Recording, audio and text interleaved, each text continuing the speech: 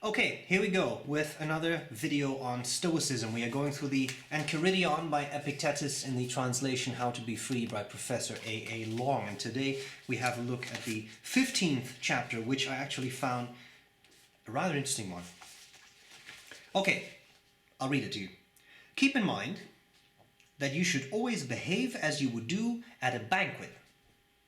Something comes around to you, stretch out your hand and politely take a portion. It passes on, don't try to stop it. It has not come yet. Don't let your appetite run ahead, but wait until the portion reaches you.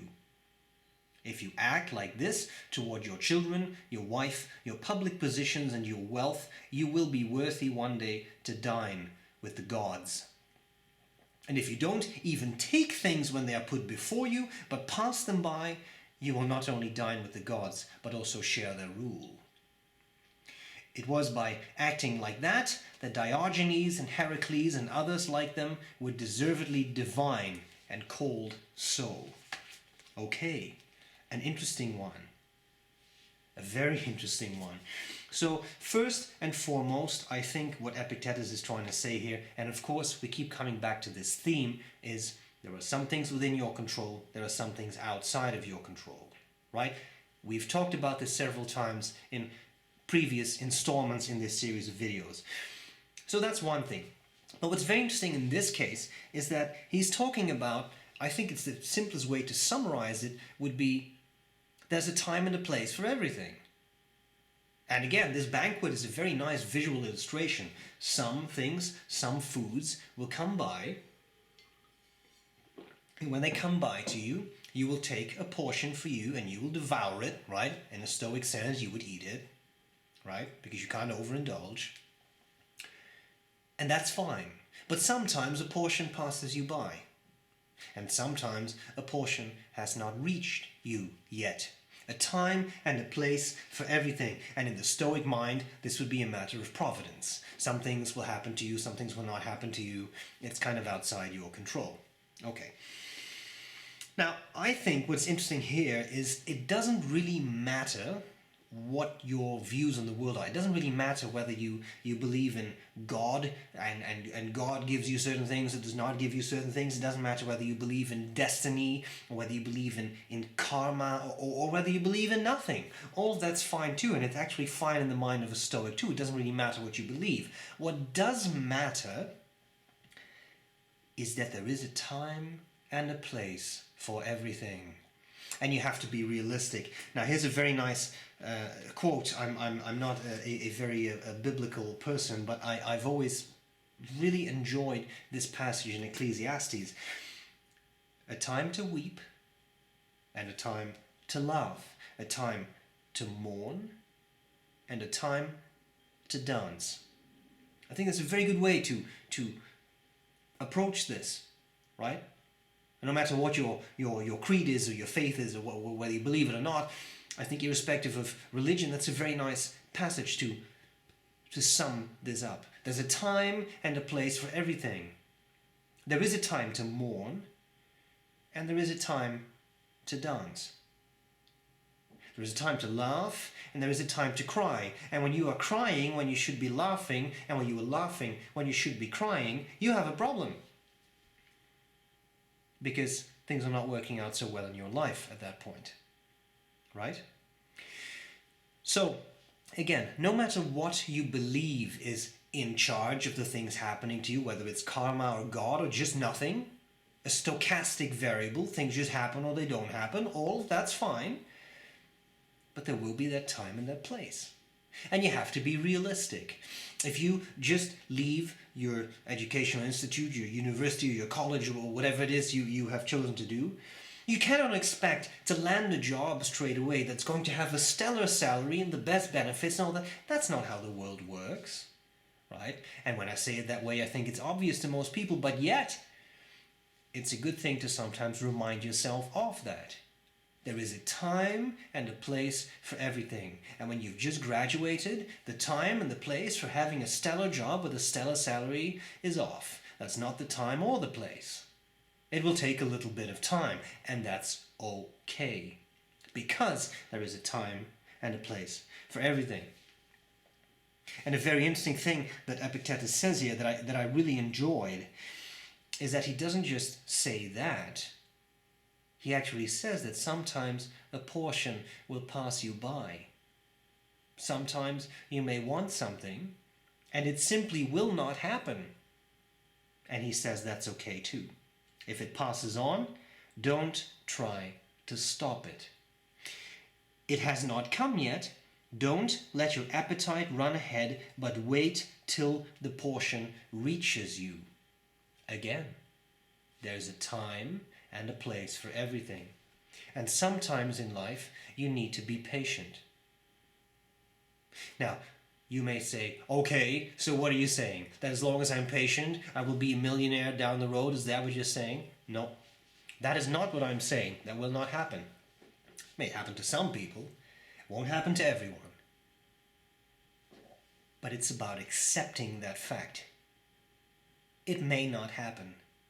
You may apply for what in your mind is the best job in the world, and you may be super qualified to have that job. And I'm using this as an example because it's very practical and I think something that a lot of people can relate to. So you have this beautiful job and it's great and it would be fantastic if you would get it, and you are super qualified and you know that you can do it and you know you would excel in that job, and you apply and you have a good feeling and you get rejected. Well, then one way to look at that, instead of sort of shooting into depression and feeling terrible about life and this sucked and it was everyone's fault and you didn't do that well and if only you would do better, instead of thinking that, you could also think, disappointing, but maybe this was not the right time or place.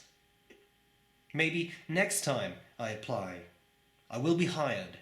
Maybe this is a good opportunity for me to think, you know what, maybe I need a bit more experience before I apply to a job of that caliber. Maybe I should do that. Maybe I should work on gaining more relevant experience. For example, I'm just making this up. I'm not saying it would not be disappointed to be rejected for a job. Of course, it would be disappointing. But you can't let it ruin your life, or if you want to put it a little less dramatically, on the spot, you cannot destroy the thing we have talked about quite a couple times now, that even keel. Emotionally, you must keep that even keel. You must keep that tranquility, because if you don't, your life of eudaimonia, in the terms of the Stoics, your life of well, not just the Stoics, actually many Greek philosophers, your life that is satisfying and that is pleasant and that is rich and that's good for you, will pass you by when you are not tranquil. Because if you're not tranquil, then you can't really enjoy life. If you don't have that even keel, you keep swaying back and forth and you're angry and sad and angry and sad and happy and angry and sad. What kind of a life is that? That would not be very pleasant, right? And the Stoics want the best for everyone, want everyone to be happy. So, if you realize that this bad thing happened to you, and maybe it was just not the right time and place, and maybe this portion passed you by. Well, maybe another portion will come around, another nice dish, and you will get to eat your fill of that. Right? So I think that's a very nice way to look at things. And sometimes you do have to be patient. That is absolutely true. I like to use the example of Tokugawa Ieyasu, one of the three unifiers of Japan. Started out as a feudal lord of a smaller province, didn't have that much sway, was used as basically a hostage by someone else who was in power. But he was patient, and he was planning for years. Years and years. And then in the end, he finally bested his opponent. And then he founded the Tokugawa Shogunate. He became shogun, military ruler of Japan, and it took him years and years and years and years to get that position. But then for 268 years, his family basically ruled Japan as shoguns, until the Meiji Restoration and the samurai class was abolished in 1868. But from 1600 the Battle of Sekigahara, all the way to 1868. It was the Tokugawas who ruled as shoguns. And for such a long time, Ieyasu had to be patient, gathering his strength, planning all of his moves, and that patience paid off. Until it was his time and place, he seized the moment, and he was the third and final unifier of Japan. And the patience paid off. And his family ruled for generations. I'm not saying they were the most benevolent rulers necessarily. What I'm saying is, it was the patience that paid off. And patience is a virtue, right? In the Stoic mind too. And in the meanwhile, you are practicing everything else we talked about to keep that even keel so you can deal with that patience. And then the final thing is the most beautiful thing that Epictetus says here. If you act like this toward your children, your wife, your public positions, and your wealth, you will be worthy one day to dine with the gods. Right? He's talking about wait until the portion reaches you. But then he says, and if you don't even take things when they are put before you, but pass them by, you will not only dine with the gods, but also share their rule. Yeah. Now, I would love to say all good things come to those who wait, but let's be fair. That's not always how life works, right?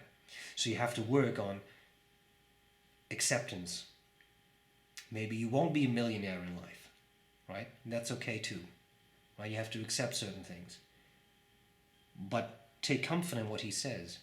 If you can find the acceptance, the tranquility to accept things as they are and even let things pass by, you don't desire anything. And if you are free from desire, you're free. Truly free.